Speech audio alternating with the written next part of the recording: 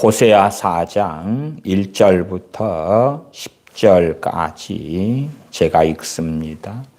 이스라엘 자손들아, 여호와의 말씀을 들으라. 여호와께서 이 땅 거민과 쟁변하시나니 이 땅에는 진실도 없고 인애도 없고 하나님을 아는 지식도 없고 오직 저주와 사위와 살인과 투절과 간음뿐이요 강포하여 피가 피를 뒤대임이라.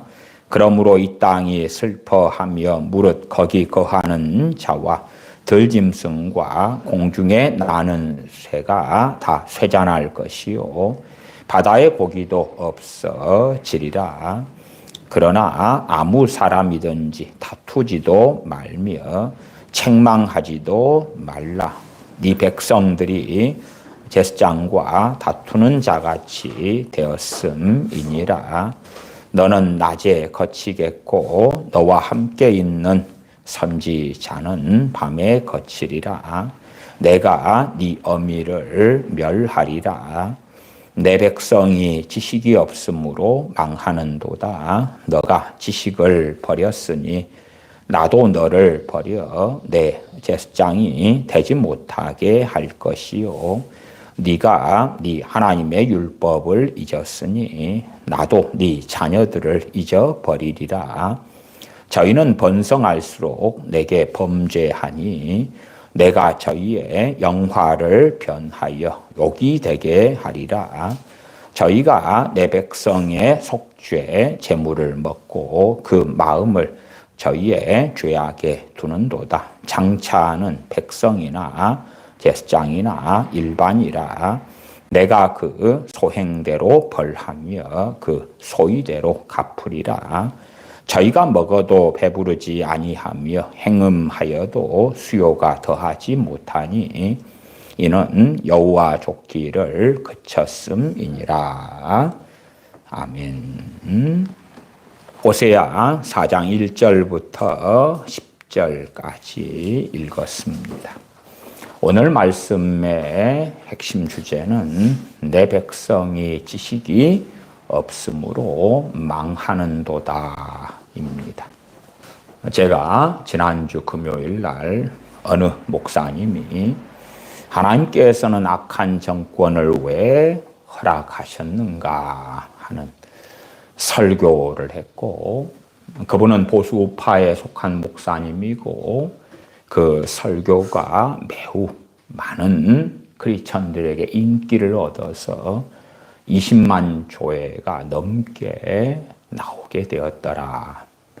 그리고 그 설교가 인기를 얻으니까 다른 소위 보수 우파에 속한 크리스천들이 그 설교들 같은 주장들을 유튜브 많은 영상을 통하여 하고 있는 것도 확인했습니다. 대한민국에 악한 정권이 들어서는 등의 어려움이 닥치니까 하나님 왜 그렇습니까?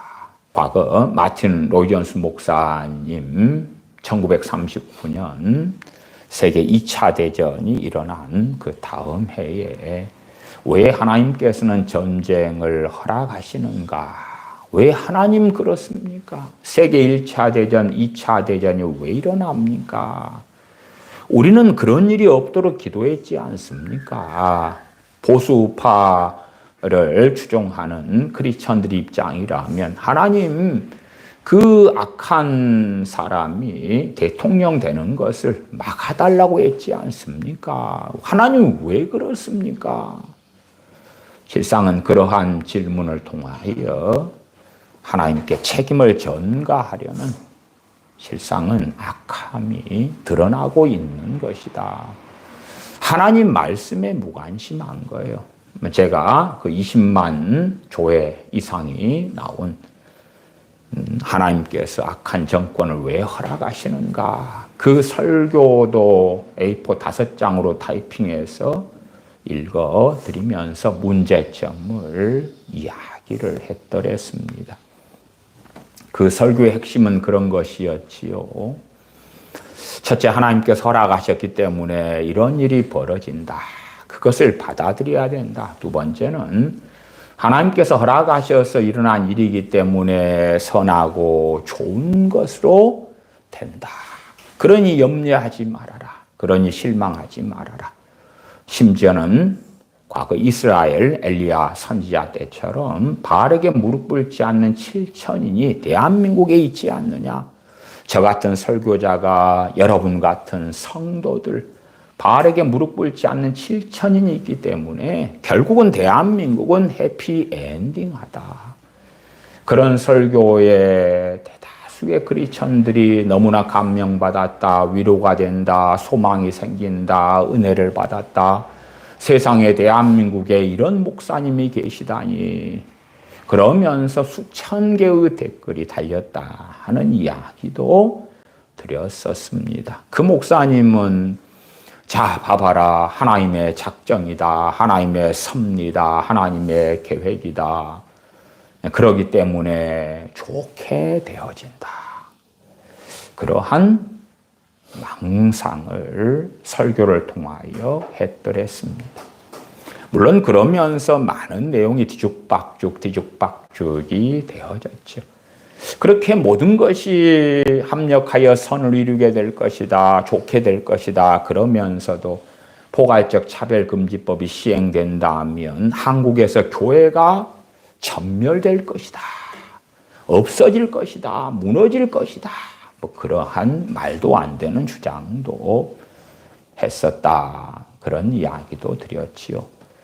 이렇게 자신들이 원치 않는 이야기들이 벌어질 때에 하나님께 책임 전가하고 하나님을 탓하고 싶은 사람들은 하나님은 왜 그렇습니까? 우리가 이렇게 기도했지 않습니까? 그렇게 하나님께 원망하고 분개하고 하나님과 대적하는 것을 어리석게도 좋아하더라. 많은 사람들이 나라와 민족을 위해 기도합니다. 또한 그 기도에 하나님이 응답하셔야 된다고 착각하지요. 자, 우리의 개인적인 기도라고 해봅시다. 우리의 개인적인 생활을 위하여, 개인적인 삶의 문제가 일어나는 것을 위하여 기도하는 것도 대부분 응답받지 못합니다. 그러면 나라는 어떻습니까? 대한민국은 어떻습니까? 대한민국에 사는 사람들은 5천만 이상이 삽니다. 그 사람이 얽혀져 있는데 내가 나라를 위해 기도한다고 우리가 생각하는 유토피아 같은 아름다운 그 멋진 나라가 이루어질 거라는 망상은 도대체 어디에서 오는 것입니까? 아니면 단순하게 내 개인을 넘어서 가족이라고 합시다. 내 가족, 5인 가족이다. 그러면은 그 가족을 위한 기도는 가족의 구성은 전부가 다 아름답고 거룩하고 멋지고 행복하고 성령 충만하고 우리의 기도의 결과가 그런 것이 나타납니까? 아니면 좀 넓게 친족이라고 합시다. 수십 명의 친족, 저같이 사촌, 외사촌, 이종, 사촌, 친사촌 이런 경우만 50명이 넘어요. 거기에서 이어지는 자손들, 가족들까지 하면 수백 명은 기본입니다. 그 정도를 놓고 기도하면 그들에게 다 멋지고 아름답고 구원받으며 변화가 되며 주님 만나며 가난이 없고 풍성함 속에 살고 그런 일이 벌어집니까? 아니면 여러분이 살고 있는 마을이나 도시를 놓고 기도하는 건 어떻습니까? 규모가 점점점 커지는 거지요. 심지어 대한민국을 넘어서 세계를 위한 기도는 어떻습니까? 사람들은 굉장한 망상을 실상하고 있을 때가 많지요. 그러한 어리석은 욕망 가운데 기도하면서 자신들의 기도는 선하고 의롭다고 착각하는 것이지요. 그러면서 하나님은 왜 이렇습니까? 우리는 기도했는데. 전에도 사무엘상 말씀을 통해서 너희가 왕으로 뽑은 사람들 때문에 너희가 고통을 받을 때에 내게 기도할 것이다. 그러나 나는 너희들의 기도에 응답하지 않을 것이다. 응답하지 않겠다. 하나님께서 선언하시는 말씀들도 보았어요. 왕정 제도를 사람들이 만들고 거기에서 왕을 뽑아서 되어진 국가에 왕 때문에 생기는 비참함, 참담함, 왕은 절대 권력을 가졌지요. 그런 자들을 통해서 생기는 문제 가운데 너희들이 하나님의 백성인 너희가 내게 울부짖어도 내가 응답하지 않겠다 하시는데, 자유 대한민국은 어떻습니까? 자유민주주의 국가는 어떻습니까? 자신들이 투표를 통해서 만들고 세운 그러한 권력자들. 뭐 어떤 사람은 아니요, 부정선거예요. 그럼 부정선거 이야기를 해봅시다. 부정선거의 가타부타를 떠나서 그 선관위는 도대체 어디에서 만들어졌습니까? 선관위를 만든 그 권력은 무엇입니까? 그 국회는 무엇이고 법은 무엇이고 그 구성 과정은 어떻고 혹은 법을 통해서 선관위는 어떻게 컨트롤되고 있습니까?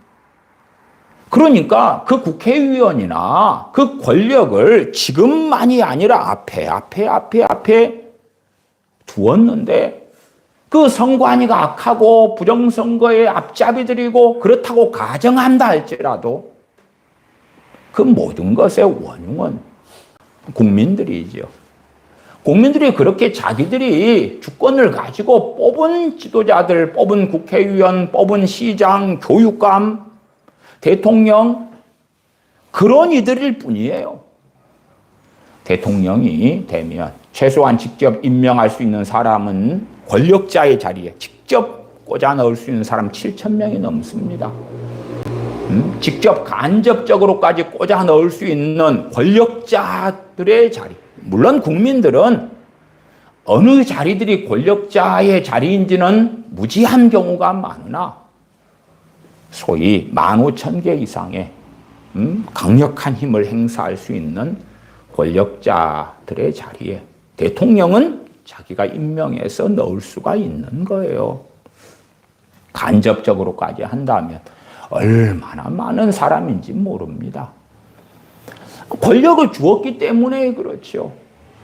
왜 선관위가 제대로 감시되지 않고 왜 심지어 부정선거의 앞잡이 노릇을 하게 되었는가? 그것도 결국은 가서 확인하면 국민들이 그렇게 한 거예요. 국민들이. 자기들이 뽑았고 자기들이 그렇게 이루어 왔던 거지요. 거기에 이제 많은 크리스천들이 하나님, 멋지고 아름답고 이상적인 정치, 국가, 경제, 민족, 나라가 되게 해주십시오 라고 기도하면서 자기들이 갈구하는 나라가 이루어지지 않으니까 하나님 왜 그럽니까? 왜?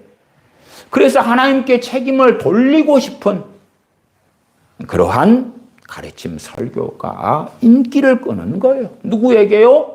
보수 우파 크리스천들에게. 그 사람들은 하나님을 통해서 해피엔딩하게 될 것이라는 그 결말을 듣고 싶으니까 그러하겠죠. 그래서 위로를 받는 거예요. 앞으로 대한민국이 어떻게 되어질런지를 어떻게 알겠습니까? 물론 유감스럽게 그렇게 희망적이지는 않습니다. 많은 것들이 그렇습니다만은 지금 정권 말고 그 다음 정권, 그 다음 정권 말고 그 다음 정권, 또 국민들이 정신을 차리고 할런지 어떻게 알겠냐 그 말이에요. 그럼에도 우리는 명확하게 인식할 수 있는 것은 하나님께서는 국가와 민족을 통치하신다는 것입니다. 하나님의 말씀대로 통치하시는 것이지 하나님의 뜻에 따라 통치하시는 것이지 사람들의 뜻과 욕망에 따라서 통치하시는 것이 절대 아니지요. 그렇기 때문에 하나님의 백성에 대하여 하나님께서 뭐라고 말씀하십니까? 호세아 4장 6절부터 먼저 보십시다. 내 백성이 지식이 없으므로 망하는도다.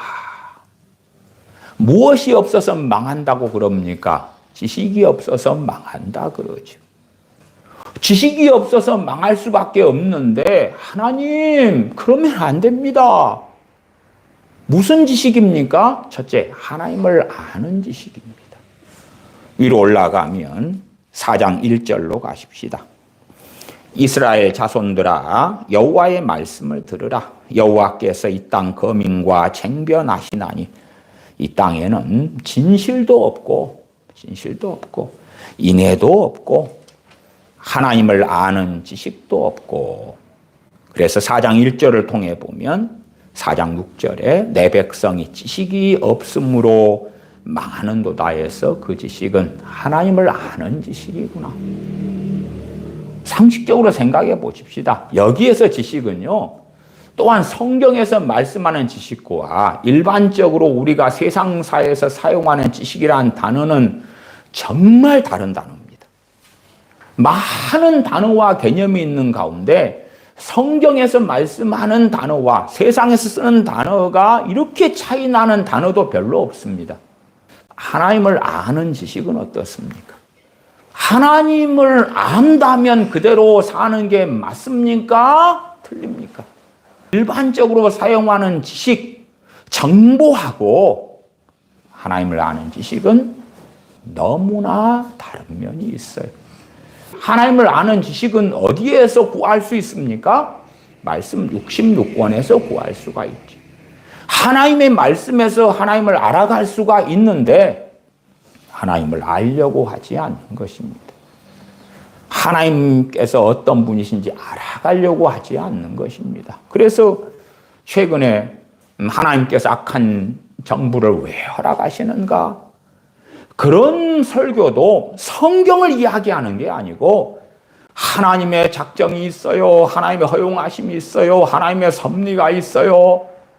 그렇기 때문에 좋은 일이 될 거예요. 이 악한 정권을 통해서 결국은 좋게 될 거예요.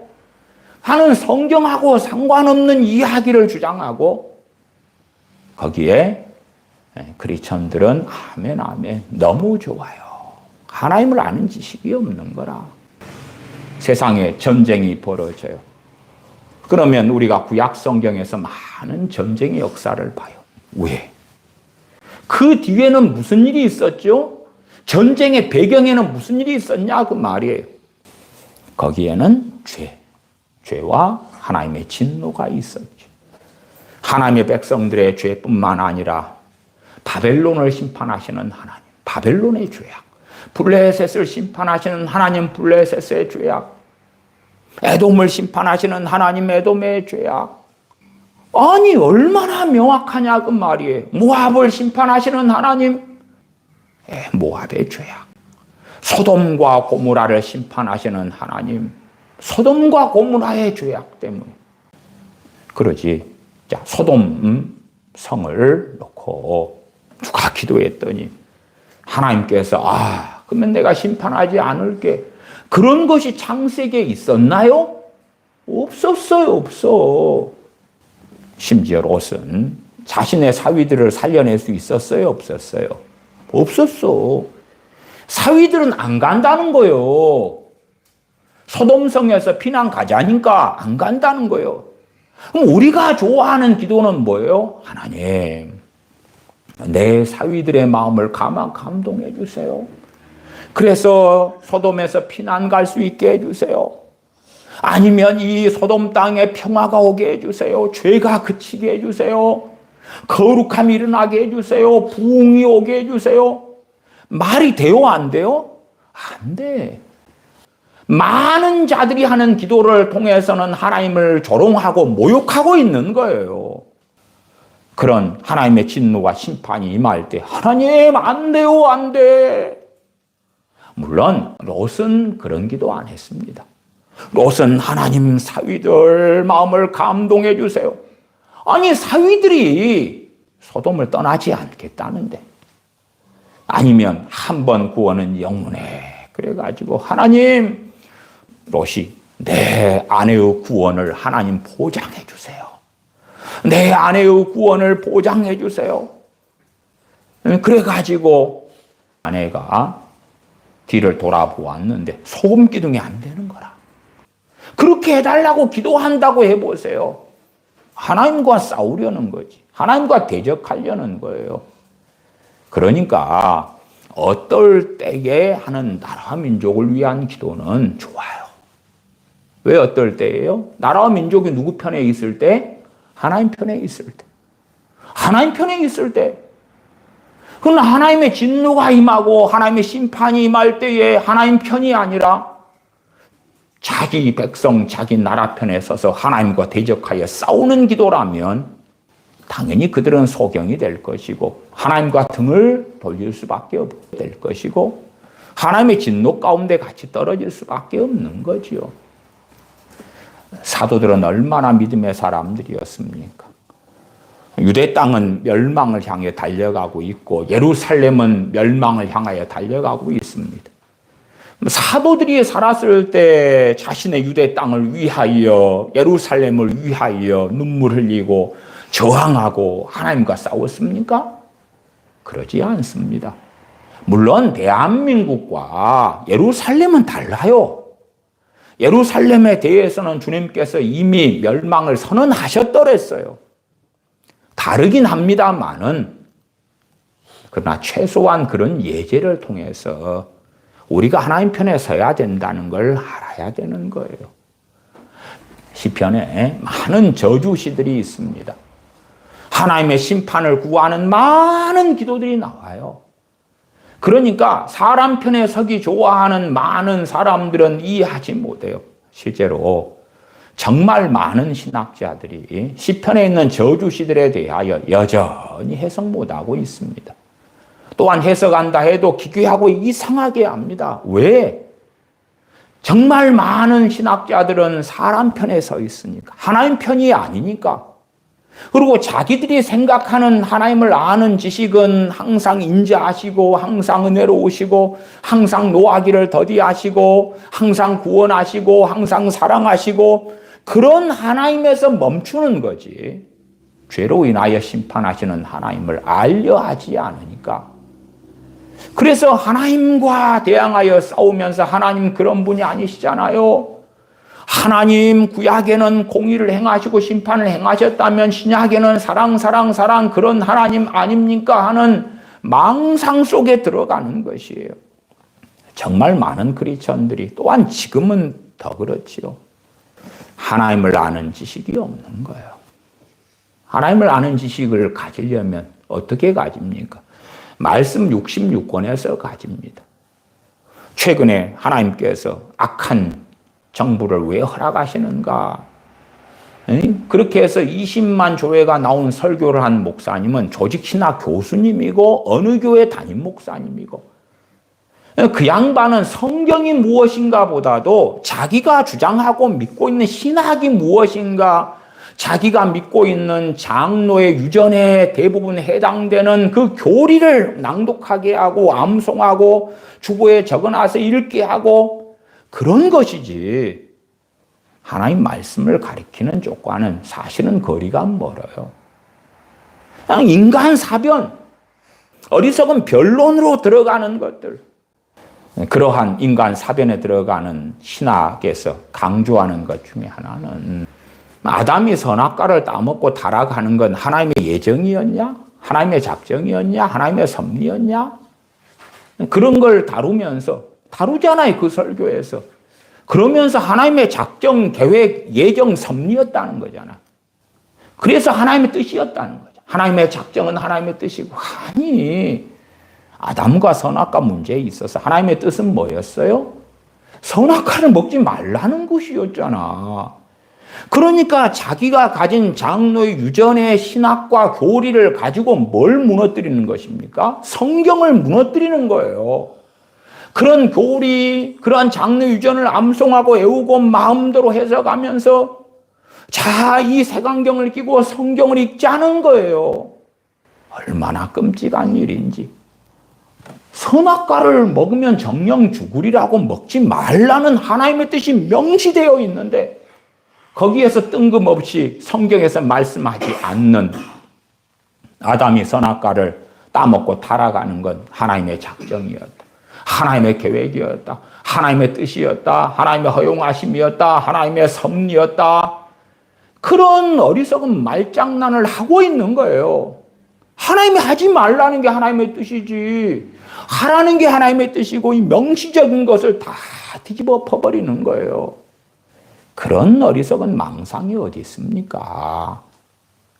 악인들에게 하나님께서 이렇게 악행을 하지 말라고, 악을 버리라고 그렇게 말씀하셨고, 역사적으로 계속 그의 종들을 통하여 또한 우리 주님을 통하여 그렇게 하셨지만, 악인들은 악을 대부분 버리지 않고 악행을 해왔지요.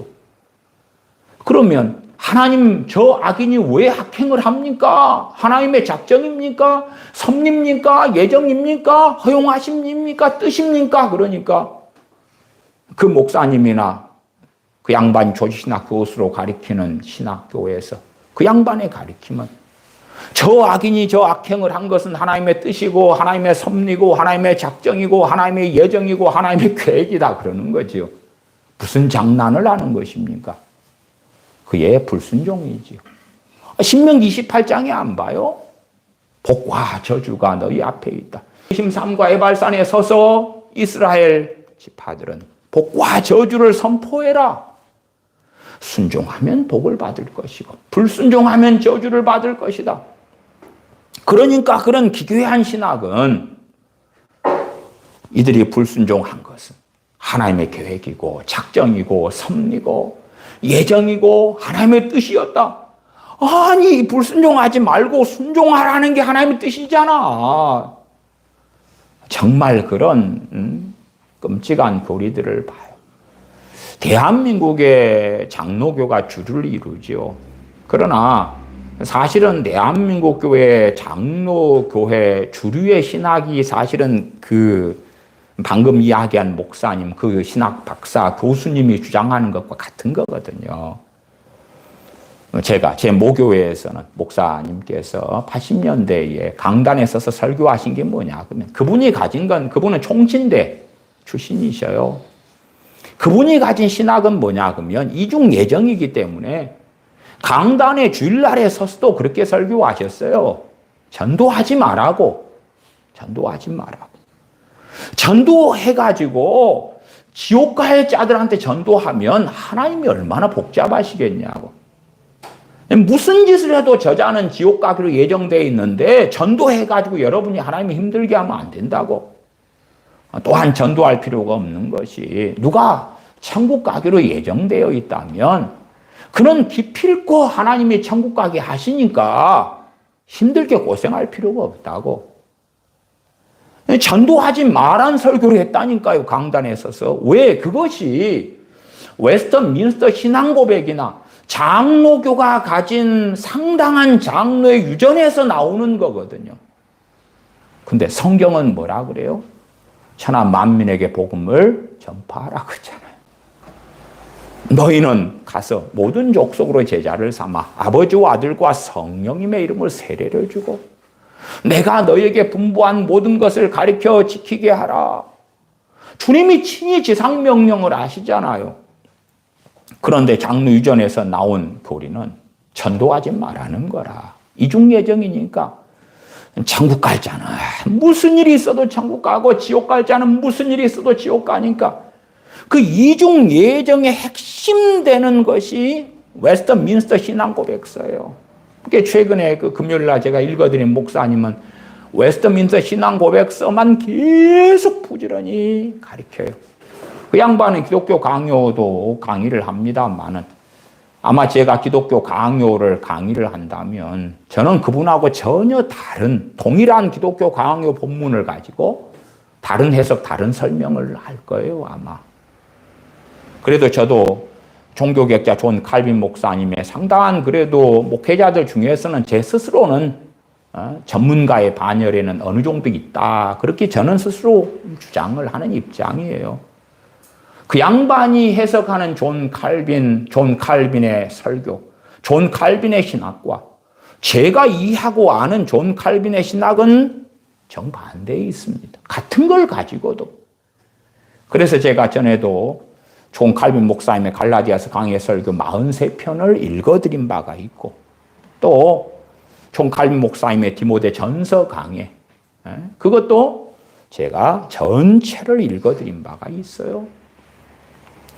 그런 걸 통해서 얼마나 종교개혁자 존 칼빈 목사님이 설교를 통하여 그가 가진 신학이 뭐고 성경 해석이 뭐고 교리가 뭐고 또 최근에 제가 존 칼빈 목사님이 히브리서 주석을 가지고 그분이 그 주석을 썼을 때가 40살 때 갈라디아서 강해 설교를 하셨을 때는 48살 때 히브리서 주석을 썼을 40살 때하고 갈라디아서 강해 설교를 했던 48살하고 이게 해석과 견해가 꽤 달라져요. 이게 달라져.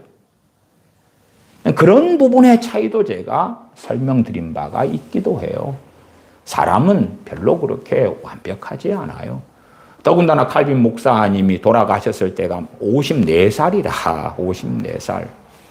55대기 얼마 전에 돌아가셨어요. 그러니까 그분이 아마 60, 70까지 사셨다면 얼마나 더 말씀이 깊어졌을지는 몰라요. 저는 종교개혁자 존 칼빈 목사님의 설교를 전 세계 그 어느 목사님들의 설교, 성경 해석, 신학자들의 주장보다 저는 넘버원으로 봐요.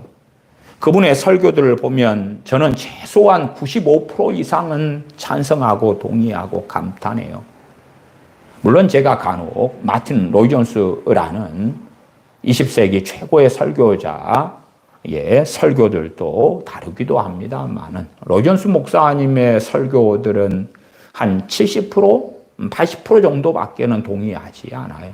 왜? 그 사이에 중간중간에 좀 제가 볼 때는 동의하기 어려운 내용들이 나오죠. 제가 왜 하나님께서 전쟁을 허락하시는가 하는 로이 존스 목사님의 1939년 5번의 주일 설교를 읽어드리고 있는 중에 있습니다만은 사실은 그 5번의 설교 안에서도 제가 동의하지 않는 내용들이 곳곳에 섞여 있어요. 그런 부분들은 제가 그냥 건너뛰고 있고 설명하지 않고 있습니다. 왜 이런 부분이 이 목사님이 이렇게 이야기했고 성경적으로 이것이 문제가 있는가까지는 안 다루고 있어요. 그것까지 다루려면 그 설교들을 읽어가면서 설명하는 것에 관점을 흐리거나 주제를 흐릴 수 있으니까 그러기도 하죠. 더군다나 마틴 로이 존스 목사님이 왜 하나님께서 전쟁을 허락하실까, 허용하실까, 그것은 40살에 그분이 한 설교거든요. 그렇기 때문에 최소한 저같이 50대 중반이 된 목사 입장에서 볼 때는 또 다른 관점이 있죠. 물론 나이가 든다 해서 더 성숙해지거나 믿음이 더 좋아지거나 그런 것과는 많이 다른 것은 우리는 다 주지의 사실입니다. 어리석은 교리, 어리석은 신학 그런 것을 가지고 성경을 읽는 색안경으로 쓴다면 유감스럽게 파탄지경으로 갈 때가 너무 많아요. 그나마 이제 마틴 로이 존스 목사님은 청교도 신학을 깊이 연구했지만 로이 존스 목사님은 신학교를 나온 분이 아니에요. 그래서 성경을 중심적으로 그분은 유명한 의사였고 왕립 의사고 영국에서 그러니까 그분은 성경이 뭐라고 말씀하시는가를 중심으로 해서 성경에서 나온 교리와 성경에서 나온 신학 그래서 저는 그래도 최소한 70%, 80%는 로이 존스 목사님의 성경 해석에 동의한다. 그런 말씀을 드리는 거예요. 성경에서 출발해야죠.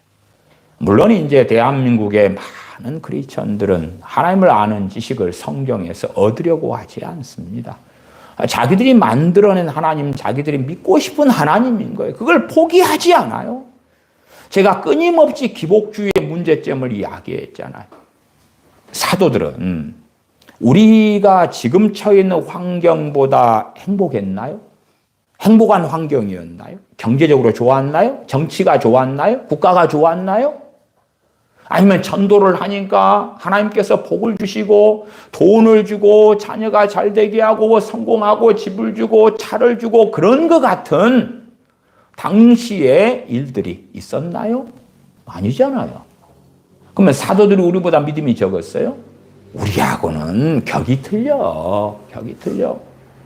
그런데 왜 그들은 떵떵거리고 못 살았어요? 왜 그들은 잘 먹고 잘 살지 못했어요?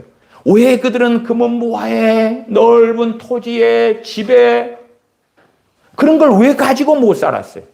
그 멋지고 놀라운 믿음을 가지고 더군다나 사도들은 주님께 지켜 너희는 내 이름으로 구하라 그리하면 내가 무엇이든지 시행하리라는 약속을 받은 사람들이에요. 직접 받은 사람들이요.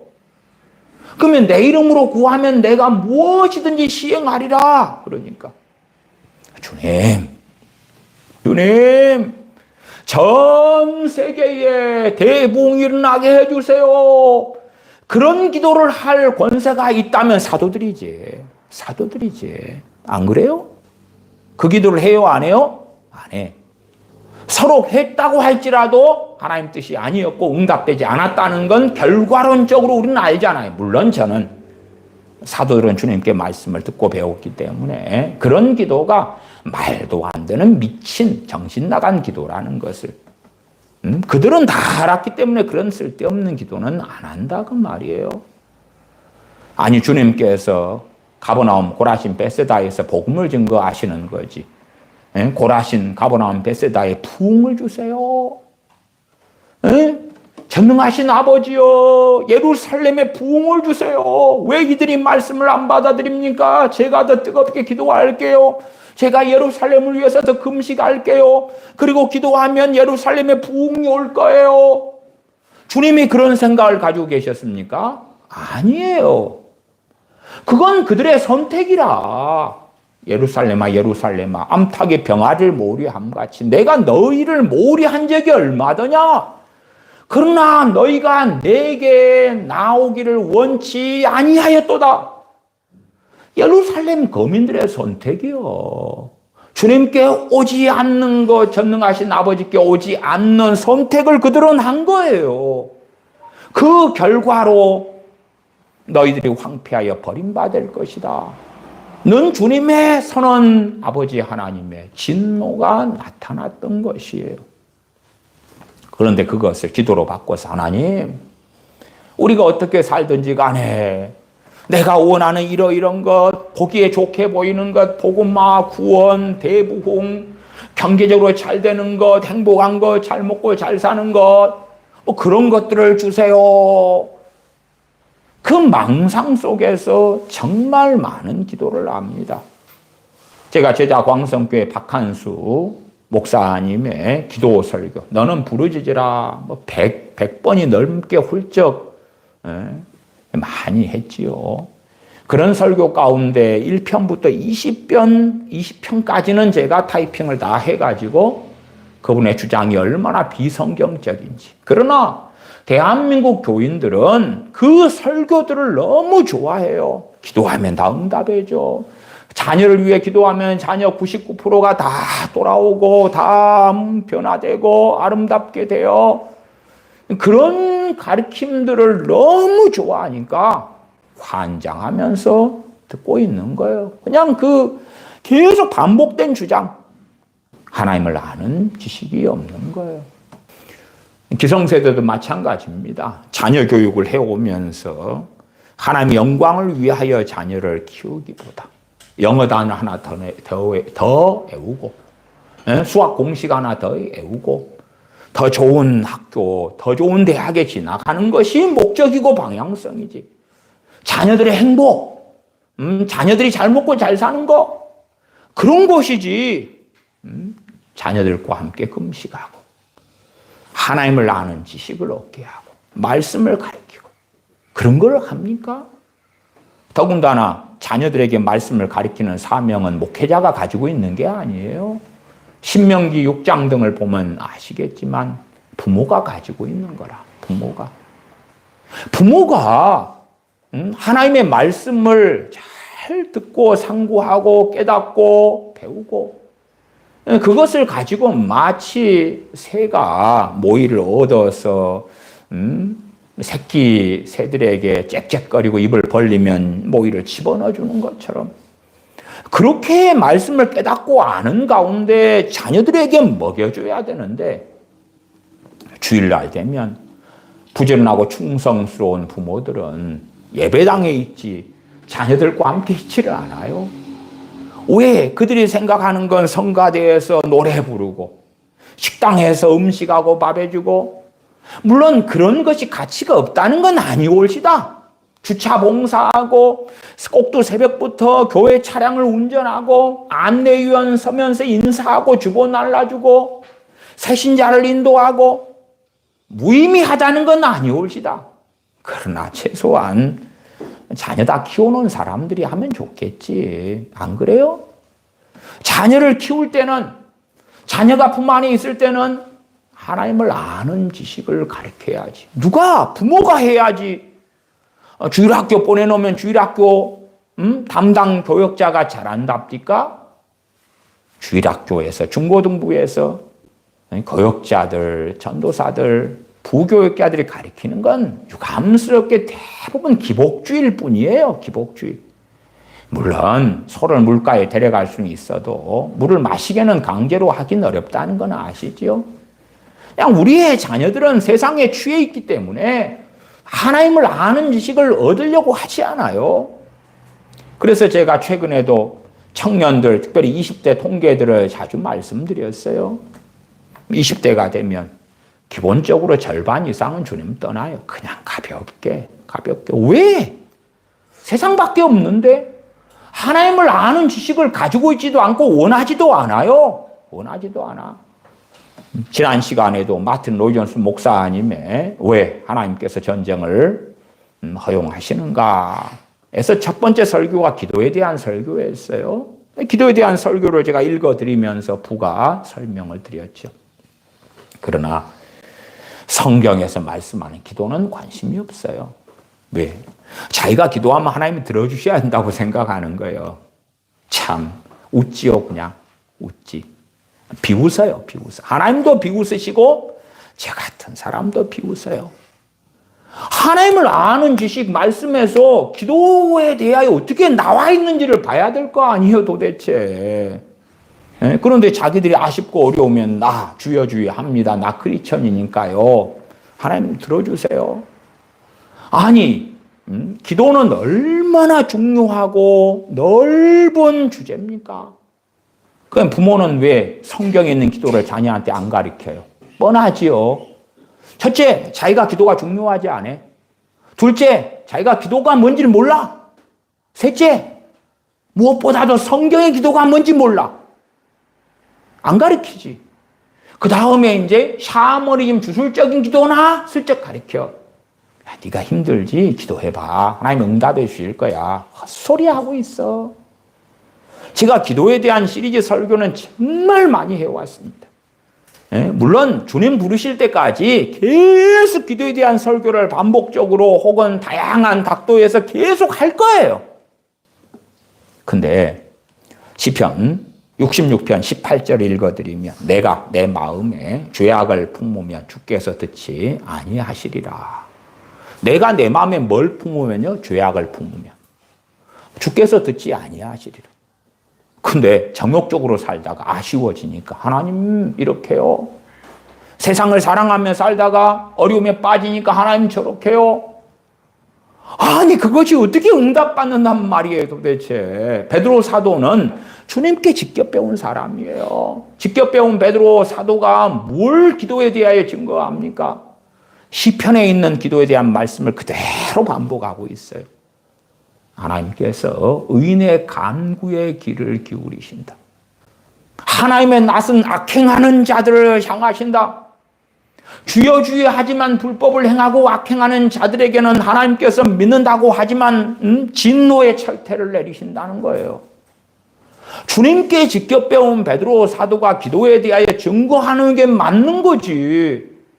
근데 한국 교회나 전 세계 교회 교인들의 실상은 뭐냐? 그러면 내가 내 마음에 죄악을 품으면 주께서 듣지 아니하시리라 응답하시지 않을 거다. 마음에 죄악을 품으면 오늘도 품고 어제도 품고 지난달도 품고 말하자면 회개라는 것이 뭔지를 몰라요. 회개 기도도 하지 않아. 죄에 대한 자백도 하지 않아. 죄 때문에 애통하고 하나님께 엎드리지도 않아. 그런 사람이 죄가 없다고 착각하고 죄가 있어도 뭐 큰 그런 거 아니야. 별것 아니야. 그런 망상 가운데 자기 마음대로 정욕대로 살아가다가 어려움 생기니까 하나님 도와줘요. 응? 부모 밑에서 주일학교 중고등부에서 그렇게 배운 자녀들이 청년 되니까 현실에 문제가 생기잖아요. 대학의 문제, 진로의 문제, 직장의 문제, 남녀의 문제, 돈의 문제. 부모 품 안에서 하나님이 어떤 분이신가를 가르치지 않아. 물론 뭐 성인 되어서 주님을 믿는 사람들도 하나님을 알려고 하지 않아. 자기가 생각하는 하나님이 있을 뿐이야. 항상 자기가 기도하면 도와주실 하나님, 돌봐주실 하나님, 복을 주실 하나님, 은혜 주실 하나님, 기도하면 응답하실 하나님. 그래가지고 현실에 들어가니까 그런 응답이 없거든. 자기가 원하는 그런 세상이 벌어지지 않거든. 그러니까 안 믿지. 왜? 자기가 듣고 배우고 믿고 있는 것이 성경에 있는 것이라고 착각하니까 성경 거짓말이 되는 거 아니에요. 기도하면 부모가 하나님 응답해 준다고 했는데 응답이 없는데? 당연히 없지. 네가 하나님 뜻대로 살아? 말씀대로 살아? 그리고 기도해봐. 응답이 있어. 네가 깨어있어? 하나님 나라와 하나님의 의가 먼저야? 그러면 응답하실 거야. 물론 모든 기도는 아니에요.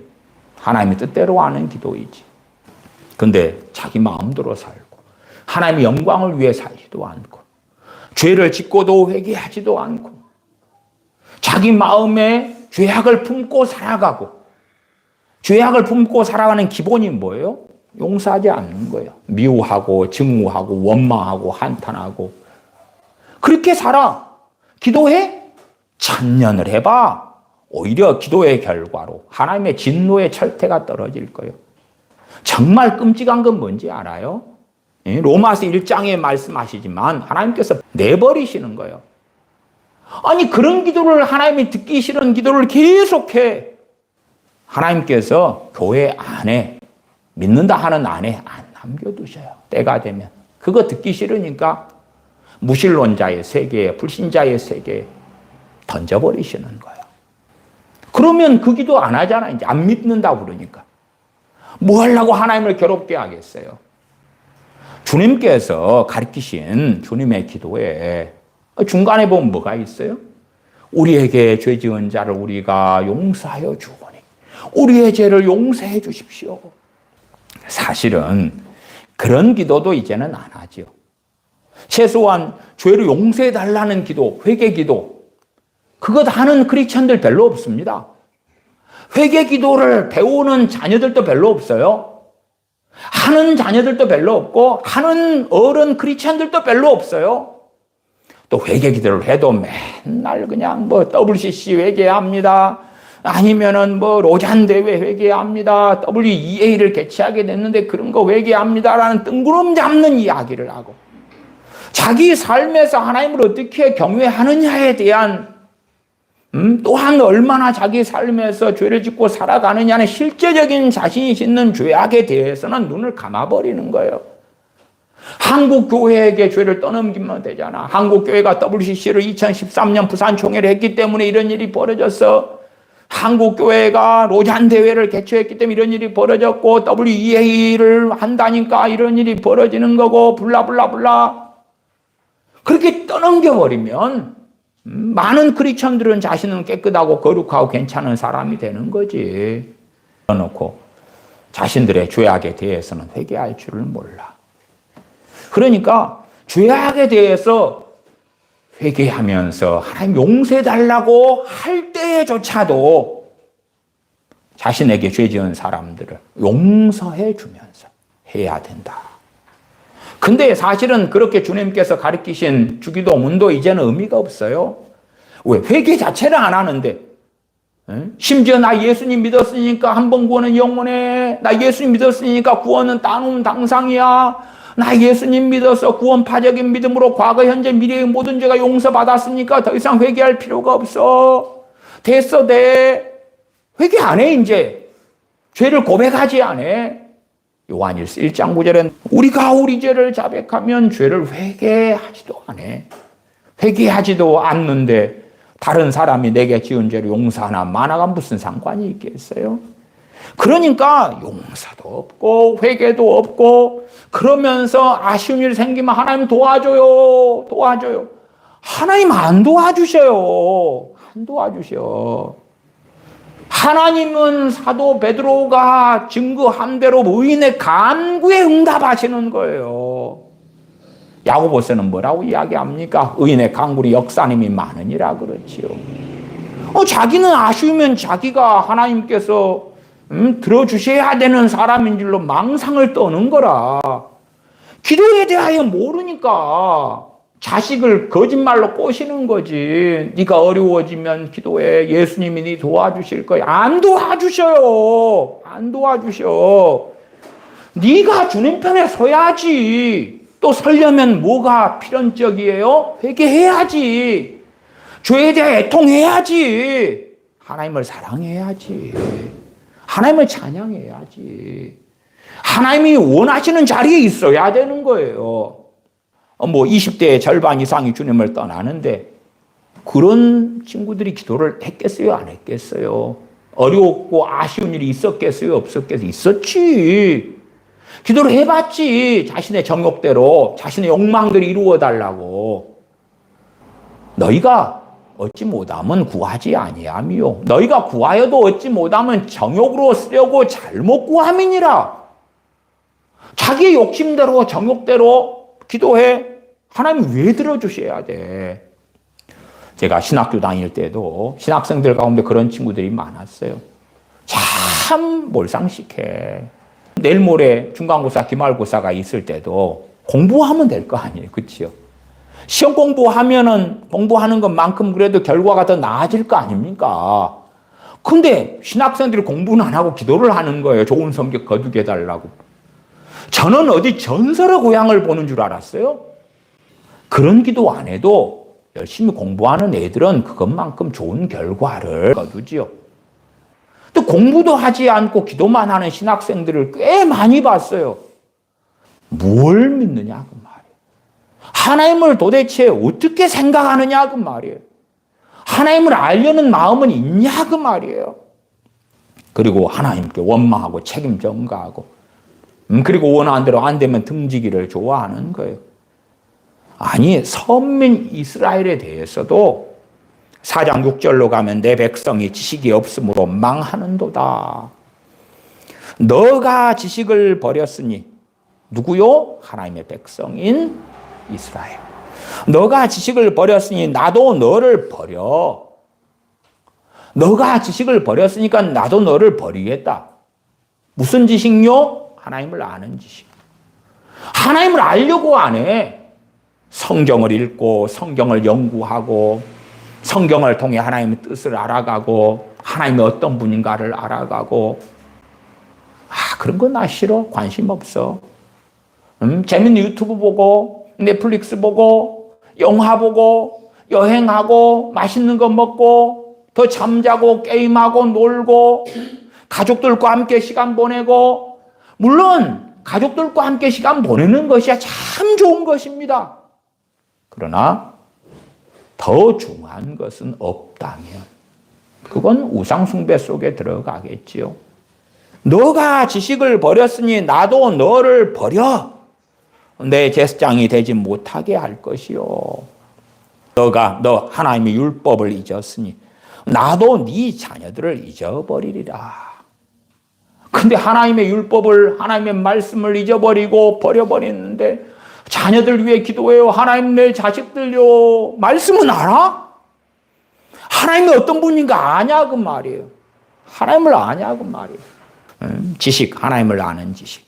잠언 9절 몇 구절 읽어드리면 잠언 14장 7절 너는 미련한 자의 앞을 떠나라. 미련한 자의 앞을 떠나라. 그 입술에 지식이 있음을 보지 못함이니라. 또 어떤 미련한 자들이 있겠어요? 저 같은 목회자, 설교자. 강단에 써가지고 미련한 설교를 하는 거예요. 하나님을 아는 지식이 없이 사람들이 듣고 싶은 긍정의 말, 희망의 말, 소망의 말, 마음의 죄악을 품고 멋대로 살아가도 기도만 많이 하면 기도하는 자식들은 망하지 않는다네. 자녀들을 위한 기도는 자녀들을 위한 적금이다네. 그런 미친 소리를 해대는 그런 미련한 자의 앞을 떠나지 않는 거예요. 그 입술에 지식이 있음을 보지 못함이니라. 잠언 19장 2절 지식 없는 소원은 선치 못하고 지식 없는, 하나님을 아는 지식 없는, 하나님의 말씀을 아는 지식이 없는 소원. 그래서 소원대로 뭐 해요? 기도해. 하나님 요걸 들어줘요, 저걸 들어줘요. 하나님께서는 선하지 못하다. 선하지 못하다는 건 뭐예요? 악하다는 거예요. 악하다는 거. 여호와를 경외하는 것이 지식의 근본이에요. 지식의 근본. 하나님을 경외해야지만이 하나님을 아는 지식을 얻는 거예요. 나아가 여호와를 경외하는 것이 지혜의 근본이에요. 그렇게 말씀이 나와 있어요. 여호와를 경외하는 것이 첫째 지식의 근본이다. 두 번째 지혜의 근본이다. 그러니까 하나님을 경외하지 않는 사람은 하나님을 아는 지식을 얻을 수 없어요. 얻을 수 없어. 하나님을 경외하는 사람은 찬양할 것이고 감사할 것이고 하나님을 찾을 것이고 구할 것이고 하나님을 즐거워할 것이고 하나님을 기뻐할 것이에요. 시편 말씀에 여호와를 기뻐하라, 여호와를 즐거워하라 그랬죠. 내가 드라마를 즐거워하고 기뻐하면 드라마한테 달려갈 거 아닙니까? 내가 먹거리, 음식을 좋아하면 음식에게 달려가겠죠. 내가 영화를 좋아하면 영화한테 달려가고 잠자기 좋아하면 잠자기로 달려가고 아이들로 하면 인형놀이 빠끔살이 좋아하면 인형놀이 빠끔살에 달려갈 것이고 뭐 짐승을 좋아하면 내가 키우는 개, 고양이한테 계속 달려가겠죠. 왜 그걸 즐거워하고 그걸 기뻐하니까? 하나님께서는 여호와를 기뻐하라, 여호와를 즐거워하라, 그를 기뻐하라, 그를 즐거워하라. 그런 게 있어요. 그것이 하나님의 명령이고 하나님의 지혜고 하나님을 아는 지식이지. 근데 그건 있냐 그 말이. 그것이 없으면서 무슨 기도? 기도를 한다면 애통하고 회개하는 기도밖에는 할 게 없겠지. 그런 자에게 하나님께서는 긍휼을 베푸실 거다. 그런 사람들을 하나님께서는 불쌍히 여기실 거다는 건 명백하지요. 그러나 자신을 돌아보면서 저를 애통하지도 회개하지도 단지 현실의 문제에 급급해가지고 하나님 어떻게 합니까? 어떻게 해요? 야고보서에서도 누구든지 지혜가 부족하거든 구해주시고 꾸짖지 아니하시는 하나님께 구하라. 의심하지 말고 구하라. 지혜를 주실 것이다. 그러면 말씀들을 보면 뻔하잖아요. 어떤 사람들은 문제에 처해서 하나님께 지혜를 안 구해요. 그 사람한테 막 하소연을 해. 그러면 그 다음에 지혜 구하면 하나님은 나하고는 상관없는데 그러실 거고. 그 다음에 지혜를 구한다 해도 확신과 믿음과 담대함으로 못 구해. 그냥 기도해가지고 주시려면 주시고 말려면 마시겠지. 그러겠지. 하나님께 엎드려 기도할 수밖에 없는 거예요. 기도할 수밖에 없는 거예요. 그러나 과연 내가 마음의 죄악을 품고 있느냐? 하나님께 기도를 하나님께서 내 기도를 받아주실 그런 사람인가부터 돌아볼 수밖에 없는 거 아니겠느냐 그 말이에요. 그러나 그렇게 자기를 살피지 않고 막무가내로 기도한다? 하나님 살아계심을 볼 수가 없지. 계속 한숨 쉬고 한탄하고 슬퍼하고 뭐 그러겠지. 그리고 자신들이 원하는 건 어떤 거예요? 그냥 형통해야 돼. 아무 일이 없어야 돼. 항상 평안해야 돼. 문제가 있고 어려움이 있고 고난이 있고 그럴 때에 그걸 딛고 일어날 때 신앙은 성장하고 잘하고 나아가는데 그런 게 있으면 또 이런 일이 있어. 왜? 그러한 어려움이 생겨서 주님과 함께 그 어려움을 헤쳐나가지 않았거든. 그 어려움의 때는 너무 힘들어 고통스러워. 또 벌어지네. 일이 또 있네. 일이 또 있네. 일이 또 벌어지네. 내가 오래 물어. 너희가 마땅히 선생이 되어야 될 터인데 아직도 젖이나 먹는 자가 되었도다. 젖먹이로 계속 남아있는 거예요. 젖먹이로 남아있는 것만 해도 사실은 감지덕지인 거지요. 하나님께서는 제사장들에 대하여 6절 하반에 너가 내 하나님의 율법을 잊었으니 나도 네 자녀들을 잊어버리리라. 너가 지식을 버렸으니 나도 너를 버려 내 제사장이 되지 못하게 할 것이다. 7절 저희는 번성할수록 내게 범죄하니. 하나님께서 이스라엘에게 번성하게 해주시고 풍부하게 해주셨는데 더 범죄. 우리가 말씀대로 살아가지고 하나님께서 우리를 너무 사랑하시니까 번성했구나. 대한민국이 과거에 거지 같은 나라에서 한강의 기적 지금같이 잘 살게 된 것은 한국교회가 기도했고 깨어 있었기 때문에 이렇게 잘 살게 되었고 번성했어. 우리가 말씀대로 살았으니까 그래. 그런 주장은 요한계시록 3장에 라오디게아 교회도 할 수 있을 거라. 나는 부요하여 부족한 것이 없다. 왜? 우리가 말씀대로 살았으니까, 우리가 하나님을 잘 섬겼으니까. 주님께서는 명백히 그들이 하는 어리석음과 착각을 벗겨내셨지요. 7절 저희는 번성할수록 내게 범죄하니 내가 저희의 영화를 변하여 욕이 되게 하리라. 영화를 변하여 욕이 되게 할 것이다. 과거에 아르헨티나가 그랬죠. 저 남미의 지상낙원이 아르헨티나. 풍급이 남미에서 과거에 베네수엘라였어요. 그들의 영광이 변하여 욕이 되었다는 걸 알아요. 아르헨티나나 베네수엘라나. 대한민국은 과연 그들의 영광이 변하여 욕이 될 것인가 그렇지 않을 것인가? 그것이 당연히 하나님의 손에 달려 있지요. 하나님께서 어떻게 행하시는가는 호세아 6장 4절에 나왔잖아요. 또한 호세아 4장 이 본문 전반적으로 나와 있잖아요. 그러지 단지 새벽 기도마다 금요 기도회마다 하나님 나라 민족을 위해 기도합니다. 불라 우리가 원하는 건 이런 것입니다. 1인당 국민소득 5만 불이 달성되고 코스피가 5천이 되고 어쩌고 저쩌고 불라 신사도들이 주장하는 대로 대한민국이 미국 다음 가는 나라가 되고 불라 말이 되는 이야기여야지요. 정말 어떠한 길을 첫째는 대한민국의 크리스천들이 걷느냐, 두 번째는 대한민국 국민들이 어떤 선택을 하고 어떤 길을 걷느냐, 와 하나님의 어떠한 통치가 나타날 것이냐, 그것이 당연히 직결되지요. 그건 어리석어지면 자기 육정대로 자신의 욕망대로 기도만 하고 하나님 왜 그 기도대로 안 해주십니까? 기도의 ABC도 배우려고 안 해요. 대한민국 교회, 한국 교회는요, 죄가 뭔지, 죄를 깨닫고 회개하는 것조차도 대부분 사라져버렸어요. 옛날에 박성업 씨라는 친구가 있었죠.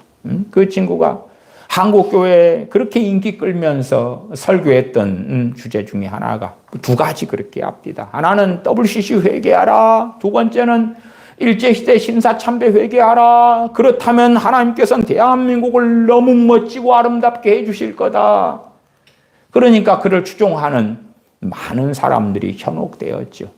정말 쾌쾌 묵은 신사참배 회개하고 2013년 WCC 부산총회 개최한 거 회개하고 그러면 나라가 정상으로 돌아가고 나라가 소위 말하면 보수판의 복지국 간의 멋진 나라가 될 줄로 망상을 떨었던 거죠.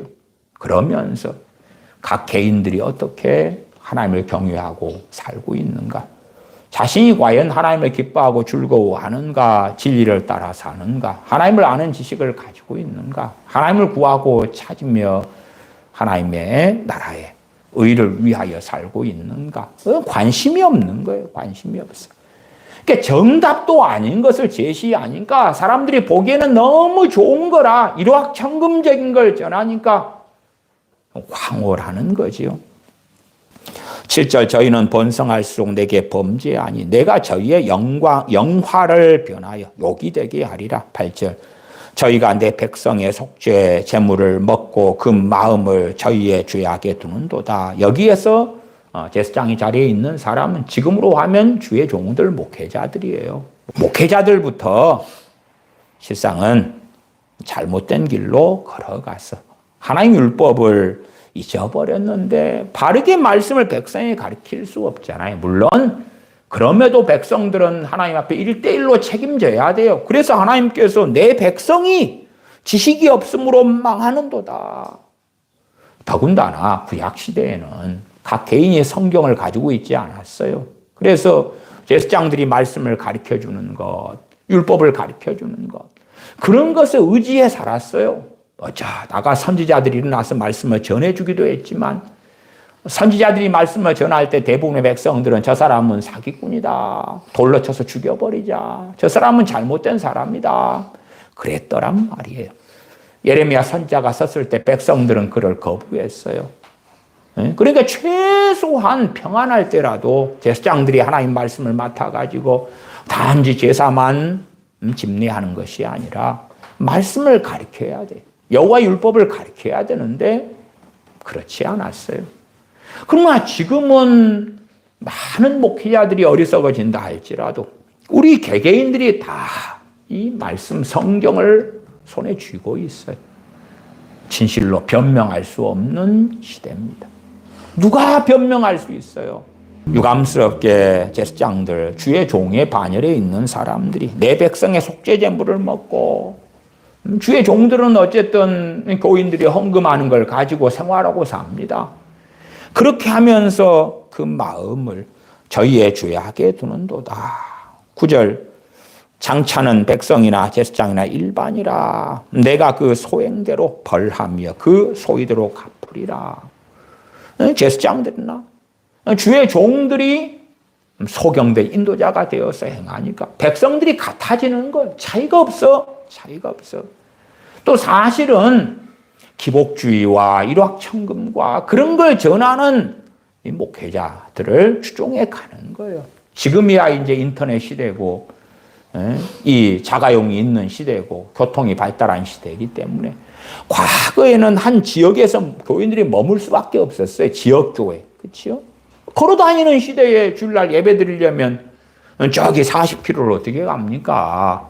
주일날 10km 가는 것도 쉽지 않아요.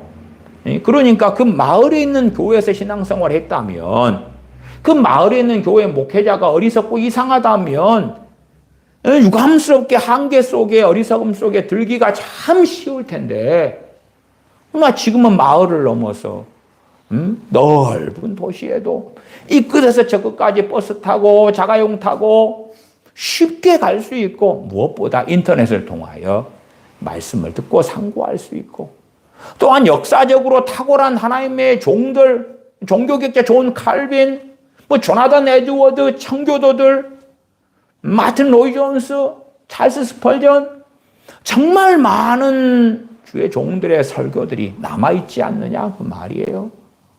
그러니까 어떻게 핑계 댈 수가 있겠는가 그 말이에요. 소경이 소경을 인도하니까 다 구렁텅이에 빠지는 것처럼 일반이 되는 거예요. 명확하게 9절 하반에 내가 그 소행대로 벌하며 그 소위대로 갚으리라. 이게 통치란 말, 하나님의 통치. 하나님께서 긍휼을 베풀 자에게는 긍휼을 베푸시는 거고 강팍하게 하실 자는 강팍하게 하시는 건다 그 말이에요. 그러지 하나님의 반대편에 서 있으면서 하나님 왜 이러한 일을 행하십니까? 왜 이럽니까? 마치 자신이 다니엘이나 된 양, 노아나 된 양, 욥이나 된 양 한다면 참 어불성설이죠. 그렇게 입으로 주여 주여 하지만은 너희는 나를 불러 주여 주여 하면서도 어찌하여 내가 말하는 바는 행치 아니하느냐. 주님 말씀대로 살 마음도 없으면서 자신이 하나님의 자녀이기 때문에 기도하면 들어주셔야 된다는 망상을 떨고 있는 거죠. 그래서 많은 기도는 쓰레기통에 들어가는 잡동사니에 불과해요. 과거에 아르헨티나의 목사님 가운데 후안 오리티즈 까를로스라는 목사님이 있었어요. 그 목사님이 그런 설교를 했어요. 우리들의 대부분의 기도는 잡동사니에 불과합니다. 우리의 대부분의 기도는 그냥 더럽고 추한 거예요. 그러나 우리는 그 쓰레기 같은 더러운 같은 기도를 많이 하면 많이 할수록 하나님을 움직이게 될 것이야. 하나님을 조종하게 될 것이야. 하나님은 알라딘이 요술램프가 될 것이야. 하나님을 지배할 것이야. 대한민국 교회는 정말 오랫동안 샤머니즘적인 기도에서 벗어나려고 하지 않아요. 천지신명이시여 비나이다 비나이다 하는 것과 똑같이 천지신명 자리에 하나님 아버지 비나이다 비나이다 내용은 똑같아. 이하동문 똑같아. 그렇게 가는 거예요. 10절 저희가 먹어도 배부르지 아니하며 행음하여도 수요가 더하지 못하니. 대한민국에 낙태하는 숫자가 얼마나 많다고 제가 그 통계나 자료들도 말씀드리고 그랬지요. 그렇게 해서 행음을 많이 하는데 수요가 더하지 못하니. 대한민국이 얼마나 그런 일들이 많이 벌어지지만은 인구는 점점점 줄어들죠. 생산 인구는 사라져가고 없어져가죠. 더군다나 크리스천들이 부지런히 전도한다. 만도지 뿌리고 뿌리는데 유감스럽게도 1년에 크리스천들의 숫자는 대한민국에서만 40만 이상씩이 줄어들고 있어요. 최근에 한 15년에서 17년 통계는요. 대한민국의 크리스천들이 310만 명이 줄어들었다 나와요. 지금은 1년에 40만 이상씩 주님을 등지고 떠나고 있어요. 전도지를 그렇게 뿌려야 되는데 많은 이들이 주님을 등지고 있어요. 저희가 먹어도 배부르지 아니하며, 배부르지 않는다는 게 뭐예요? 행복하지 않다 그 말이에요. 만족하지 않다 그 말이에요. 대한민국의 음식은 뭐 치킨에 야식에 족발에 얼마나 많습니까? 근데 만족하지 못해. 야, 너무 좋다, 감사하다, 그러지 못한다 그 말이에요. 행음하여도 수요가 더하지 못하니 이는 여호와 좇기를 그쳤음이니라. 여호와 하나님을 따르는 걸 그쳤다. 자기 욕망을 따르고 자기 욕심을 따르고 자신의 정욕을 따라 사는 거예요. 그러니까 하나님의 백성이라도 이런 결과가 나오는 거죠. 호세아 4장 1절부터 좀 보십시다. 이스라엘 자손들아 여호와의 말씀을 들으라. 여호와께서 이 땅 거민과 쟁변하시나니 이 땅에는 진실도 없고. 점점점 현 악한 정권이 들어서면서 국민들이 점점점 악해져 가요. 과거에도 그랬고 소위 문 정권 때도 얼마나 많이 악해졌는가. 지금 앞으로는 더 국민들이 악해질 거예요. 아니 범죄자가 앞에 대통령으로 있고 그 정권을 잡은 사람들이 악을 행하고 국민들은 점점점 악해지죠. 더군다나 크리스천들은 자기들의 죄악을 회개할 줄 몰라. 그리고 비판하고 판단하고 정죄하고. 악한 정권이 행하는 게 옳다는 게 아니에요. 그러나 하나님 앞에서는 자기를 먼저 돌아보아야 되죠. 자기를 돌아보아야 돼. 진실도 없고 인애도 없고 하나님을 아는 지식도 없고 2절 오직 저주와 사위와 살인과 투절과 간음뿐이요 강포하여 피가 피를 뒤대임이라. 3절 그러므로 이 땅이 슬퍼하며 무릇 거기 거하는 자와 들짐승과 공중에 나는 새가 다 쇠잔할 것이요. 과거에는 들짐승이다 그러면 사냥했던 시대잖아요. 근데 쇠잔한다 그 말은 우리의 소득이 사라져간다는 이야기예요. 우리의 경제가 폭망한다는 이야기예요. 바다의 고기도 없어지리라. 바다에서 고기 잡아 먹던 시대. 그러니까 우리의 먹거리, 대한민국의 먹거리는 기업들이지요. 기업들이 폭망하는 거예요. 대기업이 폭망하는 거예요. 1차 산업, 농사도 안 되고 또한 뭐 이 말씀 그대로 할 때에도 바다에 고기들이 적어지고 그렇게 되는 것 같은 경제적인 어려움, 경제적인 폭망이 있는 거라.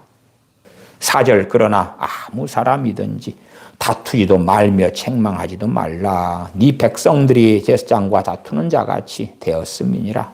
5절 너는 낮에 거치겠고 너와 함께 있는 선지자는 밤에 거치리라. 내가 네 어미를 멸하리라. 너는 낮에 거치겠다. 낮에 돌에 걸려 자빠지고 선지자는 밤에 그러겠다. 주로 선지자가 언제 계시를 받습니까? 밤에 꿈과 환상을 받기도 하고. 그런데 하나님과 선지자들이 관계없는 자들이 되니까 밤에 더러운 귀신이 주는 환상이나 꿈을 꾸고 계시를 받는 거예요. 하나님과 상관없는 계시들. 아니면 자기 정욕에서 나온 망상을 꿈꾸는 거예요. 아마 점점점 대한민국이든 전 세계든 어려워지면 어려워질수록 미혹은 더 심해질 거예요. 심해져. 정상적인 성경에 이야기하는 종말, 주님께서 예언하신 종말, 그런 것보다도 희한하고 둥글납작한 것. 전에 전호성 목사가 아르헨티나의 도피성 같이 뭘 만든다, 어쩐다, 그런 것처럼 별 이상한 것. 도피성을 가지고도 미혹은 진짜 많지요. 도피성이 뭐예요, 도대체? 부지 중에 사람을 살인한 사람이 도망가서 피하는 것이 도피성이잖아요. 사람들이 생각하는 도피성은 뭐예요? 대환란이 오면 숨어 지낼 수 있는 곳. 무슨 상관이 있어요? 누가 도피성으로 도망가더라도 부지 중에 살인이 아닌 계획적인 고의적인 살인이라면 도피성에서 끌어내가지고 재판에서 죽였단 말이에요. 참 도피성을 가지고도 얼마나 거짓되고 비성경적인 그런 설교를 하는 자들이 많은지. 아마 기후의 위기가 점점 더 오면 미혹된 사람들이 도피성을 여기에 만들겠다. 대환란 때 도피성이 여기 있겠다. 전에 러시아의 유명한 암흑의 그 선교사님하고 미국의 좀 유명한 암흑의 목사님하고 합작해서 한국에 어디에 뭘 사가지고 농장을 짓고 온실을 하면서 거기에 도피성을 만든다고 막 했단 말이에요. 그것도 벌써 10몇 년이 된 이야기네요. 그런 것이 대한민국에 어디 도피성을 뭘 만들어. 점점점 상황이 어려워지고 힘들어지면 미혹하는 자들은 더 많아지는 거예요. 물론 사도들은 말세에 대하여 종말에 대하여 많이 증거했습니다. 그러니까 성경 그대로 증거하는 건 항상 옳은 것입니다만은 그러나 어려워질수록 그 극단적인 미혹들은 더 많아질 거다. 다시 오전은 낮에 거치겠고 너와 함께 있는 선지자는 밤에 거치리라. 내가 네 어미를 멸하리라. 이스라엘 나라를 멸하겠다. 그렇게 말씀하시는 거예요. 과연 그러한 시대에 우리 하나님의 백성들은 어떠한 사람이 되어야 하는가? 제가 누누이 강조하는 건 세상 나라를 구하는 사람이라면 세상 나라의 흥망성쇠 때문에 울고 통곡하고 절망할 것이고 그걸 스스로 증거할 것이고 그러나 하나님의 나라를 구하는 사람들은 세상 나라의 흥망성쇠에 일희일비하지 않습니다. 하나님 나라를 구하는데 물론 세상 나라가 평안하고 잘 되면 좋아요. 좋아. 사도 요한이 살았던 시대는 어떤 시대입니까? 사도 요한이 주님 앞에 서기 전까지 자신의 나라가 무너지고 예루살렘 멸망하는 걸 보았어요. 예루살렘 성전이 다 박살나는 걸 보았어. 그것 때문에 울고 통곡했습니까? 그것 때문에 일이 일비했냐 그 말이에요. 그렇게 하는 삶을 살지 않았어요. 자기가 기대하고 원하는 나라가 되지 않으니까 슬퍼하고 탄식하는 어리석음. 정말 우리가 하나님의 나라를 구하는 사람인가? 세상 나라를 구하는 사람인가? 정말 우리가 하나님을 알아가는가? 하나님을 바르게 말씀을 통해 알아가고 섬겨가는가? 과연 우리는 주님을 믿는다고 하지만 내가 하나님 편에 서 있어서 기도하는가? 우리가 어려울 때에 하나님께 기도하면 과연 들어주실 것인가? 과연 들어주실 것인가? 아니면 내가 심지어 아무리 하나님 편에 서 있는 사람이 된다 할지라도 그런 사람일수록 자신들의 기도하는 것이 정욕인지 그렇지 않는지도 살펴봐야 돼요. 사도 베드로가 주님의 십자가를 얼마 앞두고 주님 그리 마옵소서 마옵소서 주님의 십자가의 길을 걸어가는 것을 말리지요. 주님께서 뭐라고 말씀합니까? 사단아 내 뒤로 물러가라 그러시죠. 정말 많은 사람들이 소원을 가지지만 그 소원이 과연 선한가? 소원을 가지고 기도하지만 하나님이 들으실 것인가? 그래서 이 호세아 4장을 통해서 얼마간 하나님께서 이스라엘에 대하여 어떻게 행하실 것인가? 왜 무슨 일이 있었고 그 결과로 하나님께서 어떻게 행하시는가? 그에 대한 대표적인 구절로 4장 6절 내 백성이 지식이 없으므로 망하는도다. 그리고 그 망하는 이유가 나와 있고 망하게 하시는 분은 하나님이시다.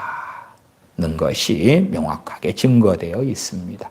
기도하겠습니다. 아버지 하나님, 저희는 하나님의 말씀 성경 66권을 통하여 하나님 아는 지식을 얻으려고 하는, 하나님을 알아가려고 하는 그러한 지혜자가 되지 아니하는 어리석음 속에서 살아갑니다. 저희의 이 어리석음과 완악함을 용서하여 주시옵소서. 하나님의 말씀을 통하여 하나님을 아는 지식을 얻고 하나님께서 어떠한 분이시고 또한 어떻게 행해 오셨으며 장차 어떻게 행하실 것이라는 것을 깨달아 아는 하나님의 자녀들, 백성들로 살게 하여 주시옵소서. 우리 주 예수님의 이름으로 기도하옵나이다. 아멘.